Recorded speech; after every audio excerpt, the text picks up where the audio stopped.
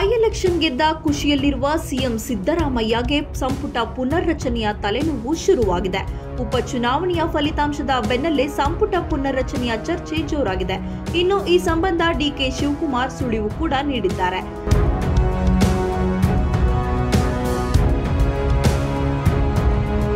ಹಲವು ಕಾರ್ಯಕ್ರಮಗಳ ಸಲುವಾಗಿ ಈಗಾಗಲೇ ರಾಜಧಾನಿ ದಿಲ್ಲಿ ತಲುಪಿರುವ ಡಿಸಿಎಂ ಡಿಕೆಶಿ ಇಂದು ಹೈಕಮಾಂಡ್ ಜೊತೆ ಸುದೀರ್ಘ ಚರ್ಚೆಯನ್ನ ನಡೆಸುವ ಸಾಧ್ಯತೆ ಇದೆ.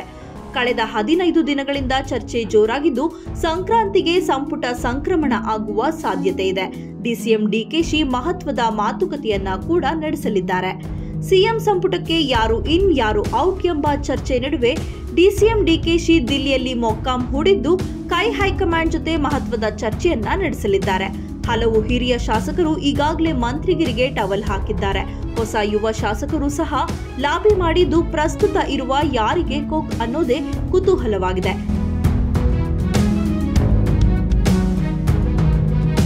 ಈಗಾಗಲೇ ಕೆಲ ಸಚಿವರ ಕಾರ್ಯವೈಖರಿ ಬಗ್ಗೆ ಹೈಕಮಾಂಡ್ಗೂ ದೂರು ಹೋಗಿದೆ.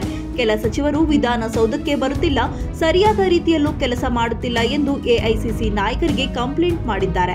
ಇದೆಲ್ಲವನ್ನ ಗಮನದಲ್ಲಿಟ್ಟುಕೊಂಡು ಹೈಕಮಾಂಡ್ ತೀರ್ಮಾನವನ್ನ ಮಾಡಲಿದೆ.